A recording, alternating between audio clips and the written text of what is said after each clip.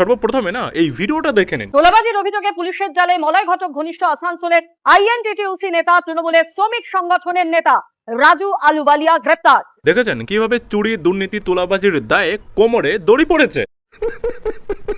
দেখুন ইনি কীরকমের চুরি, দুর্নীতি করেছে বা তোলাবাজি করেছে সেটা তো আমরা জানি না, সেটা কোর্টেই প্রমাণ হবে, সেই বিষয়ে আমি কোনো কথা বলতে চাই না। তবে এনাকে যেভাবে কোমরে দড়ি পরানো হয়েছে না, সেটা দেখে আমি আমার বিষয়ে না দুটো তিনটে কথা বলতে চাই। চলো ভাই। তো দেখুন 2021 সালে তৃণমূল যে ভোটে জিতেছিল না, তার ঠিক কয়েক মাস পরেই পুলিশ আমাকে তুলেছিল। তোলার পরে না তারাও ঠিক এইরকমভাবেই আমাকে কোমরে দড়ি পরিয়ে না ওই মেডিকেল চেক আপে নিয়ে যেত। দেখুন বিশ্বাস করুন, এমনকি আমার পরিবারের লোকেরা যখন আমার সঙ্গে দেখা করতে যেত না, তখন তাদের সামনে পর্যন্তও এরকমভাবে আমাকে কোমরে দড়ি পরিয়ে নিয়ে যাওয়া হতো। আর আমার বিরুদ্ধে অভিযোগটা কী ছিল জানেন, আমার অন্যায়টা কী ছিল জানেন? দেখুন এতদিন আপনারা শুনে এসছেন যে ফেক কেস, কিন্তু কখনো দেখেননি। চলুন আজ আমি আপনাদেরকে ফেক কেস কাকে বলে তার একদম লাইভ এক্সাম্পল আপনাদের সামনে তুলে ধরি। তো দেখুন আমার বিরুদ্ধে যে সমস্ত অভিযোগগুলো, যে সমস্ত ধারায় লাগানো হয়েছিল না, সেগুলো বললেই আপনারা সব কিছু বুঝে যাবেন। দেখুন আমি নাকি বিশাল বড় দাঙ্গা লাগানোর মতো কোনো প্ল্যানিং করেছিলাম, এরকমের ধারা দেওয়া হয়েছিল। তারপরে আমি নাকি মমতা ব্যানার্জির সঙ্গে খুবই খারাপ ব্যবহার করেছি, শ্লীলতাহানি করেছি, এমন ধারা লাগানো হয়েছিল।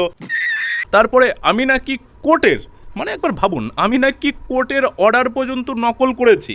এই সমস্ত ধারা দিয়ে টোটাল এই রকমের 11খানা ধারা দিয়ে একসঙ্গে ভয়ানক আকারে কেস ফাইল করা হয়েছিল, এফআইআর হয়েছিল। তারপরে আমাকে পাটনা থেকে রাত 3টের সময় গিয়ে তুলে নিয়ে এসেছিল। হ্যাঁ ঠিকই শুনেছেন, আমাকে বিহারের পাটনা থেকে রাত 3টের সময় গিয়ে তুলে আনা হয়েছিল। আর ওই সময় আমি বিহারের পাটনাতেই থাকতাম। আর আমার নাম্বার কলকাতা পুলিশের কাছে না, আমার 2-3টে নাম্বার ছিল, সেই 2-3টে নাম্বারই কলকাতা পুলিশের কাছে ছিল।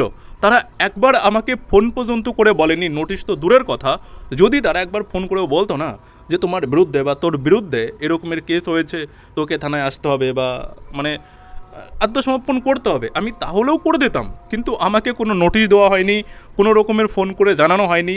রাত 3টের সময় এসে দেখুন, কারোর বাড়িতে রাতে পুলিশের যাওয়ার অধিকার নেই। মানে ভীষণ বড় যদি কোনো ক্রিমিনাল না হয় না, তাহলে রাতে তার বাড়িতে যাওয়ার অধিকার পুলিশের নেই। তারপরেও 3টের সময় গিয়ে আমাকে তুলে নিয়ে এসেছিলো, কারণ ওই যে উপরের চাপ ছিল। এরপরে আমাকে পুলিশের লকআপে বেশ কয়েকদিন রাখা হয়েছিল, এবং যতদিন রাখা হয়েছিল না, একদিন পরই এইরকমভাবে কোমরে দড়ি পরিয়ে না আমাদেরকে মেডিকেল চেক আপের জন্য হসপিটালে নিয়ে যেত।